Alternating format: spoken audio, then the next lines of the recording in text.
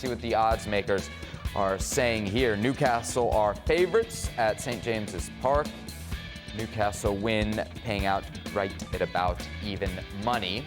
Manchester United then will go away as underdogs. No Manchester United player under more scrutiny than the goalie, Andre Onana. Here's what the manager, Erik had to say about his goalie. Quote, if you analyze it well, then you see he is the second best goalkeeper in the Premier League based on stats. He's doing well, but he knows that in the Champions League, he has made some mistakes. But all over in the first 5 months, he has done well. You have seen how he is reacting to a bad performance like in Munich, and at Burnley in the next game, he was outstanding. He is a strong character. He's a personality, and he will deal with it. All right, Shaka, we all saw the game against Galatasaray. We all saw the mistakes. You and I were talking before the game. These comments, he's playing well, second best. It's hardly believable. Is it the right approach from Ten Hag? I think it's the only approach that Erik Ten Hag can take here. He can't hang Andre Onana out to dry. He went after Onana all summer, spent an awful lot, a high percentage of their budget in bringing in a goalkeeper to replace David De Gea. And while Onana had found some form after an uncertain start, I'll be as kind as I can, I thought the 2 goals against Galatasaray were glaring errors on his part. And there's no getting away from that. At a time where I think Manchester United were starting to play better, starting to put together better results. Not great by any stretch of imagination, certainly in terms of performances, but they'd been very much trending in the right direction. And this came as a blow.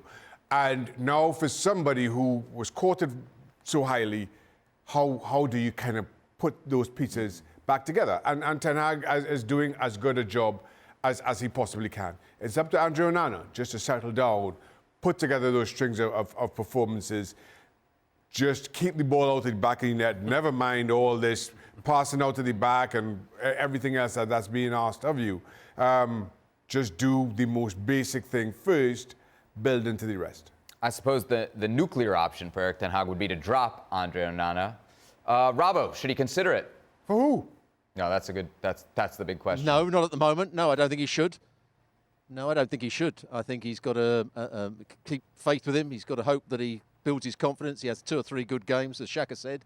I've seen some goalkeepers. I've seen some goalkeepers when they're losing it. Do I agree that Onana is a good goalkeeper? Yes, he did well for Inter. But when you see, Robert, you're talking about he's losing his confidence. If he hasn't lost his confidence now, then he must be the strongest character in the game. Because I've seen some goalkeepers just losing it. Something with a balance. You can see it also with strikers when they can't score. They do, and they're desperate to score. And everything they do turn into nothing. And Onana is a bit there now. I think that, yes, you're right, Ten Hag, the only thing he can do is to support him. And we kind of says that, or some of the pundits, some of the experts say that you can't have 2 goalkeepers like Raya and Ramsdale. I think that they should have competition. But that's wrong as well. I know we're talking about who is the second goalkeeper of Manchester United. So we have other qualification degrees on goalkeepers. I know Xhaka. He's a guy that is mentally strong and he can take some criticism. Is that like when a goalkeeper can't take criticism or what? I mean, how much should we protect Onana? We have to be brutal. What he did in Istanbul, you wouldn't expect for an under-16 goalkeeper. That looks like a goalkeeper. It totally lost it. And we can say how much we will about clean sheets. And I've been joking about it on X myself, saying that, yes, his stats been good and so on. When the goings get tough, the tough get ready. And Onana hasn't been ready. As someone who's never totally lost it, do you see signs of somebody totally losing it there, Shaka? Listen, I understand exactly what Jan is saying. And oftentimes you find yourself in this kind of a spiral. It's hard to get yourself out. I can't. Yeah. The only person who I can think of that spiraled this way and managed to pull themselves out at the same club is Kepa. Kepa came back for Chelsea and all of a sudden looked the keeper that we once thought he was, so much so that he found himself at Madrid, injured. Now, yes, of course. Other than that, when you find yourself in this kind of a spiral, your best option is simply a move away.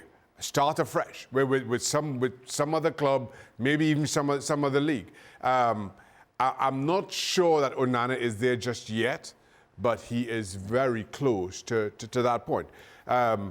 So what are Manchester United's options as far as Onana goes? I'm not 100% certain, because to your question, I'm not sure they have the quality on the bench just to bring somebody in. They've been linked with David De Gea, who's still a free transfer, of course, and they can still bring in, but that would just be, I mean... What a story. As weird as it is, it'll exactly in keeping with who Manchester United have shown themselves to be. So maybe you just kind of wait it out, grit your teeth and bear it until the end of the season, and then assess your options. Manchester United 1 point ahead of Newcastle heading into this game on Saturday at St. James's Park. Let's see what the boys are picking. All right, so nobody picked Manchester United, worth noting. We got 3 draws from Ale, Shaka, and Robbo. Jan and I have taken Newcastle. Shaka, you didn't pick Newcastle to win at Two Brute. No, I didn't. Well, we've gone over this before. We have. This is the old double bluff. We have. I also wonder if, I also think that Newcastle's own injury problems, the game against PSG, you saw Eddie Howe didn't make any substitutions. Alexander Isak looked gassed 60 minutes into that one. And I just feel that takes its toll. While it takes its toll, I think at St. James's Park gives them enough gas to at least get a point out of this one. That's why you go and draw as well, Ale? Yeah, look, Manchester United have been slightly better than what they were in the earlier part of the season. But it's not like they have been outstanding. In fact, we highlighted the first half against Galatasaray as, look at this team. They're flying. Had it not been for Onana, they would have gotten the result. And that's really the first time that we really had a positive conversation surrounding Manchester United. And actually the result didn't come out the way that they would have wanted or needed. So I don't know how much momentum they're really carrying with them. And I just think it's an important factor to be talked about when you have Newcastle at St. James's Park. It's different than Newcastle anywhere else. I think that plays a role. Therefore, all those things cancel each other out. 1-1 draw.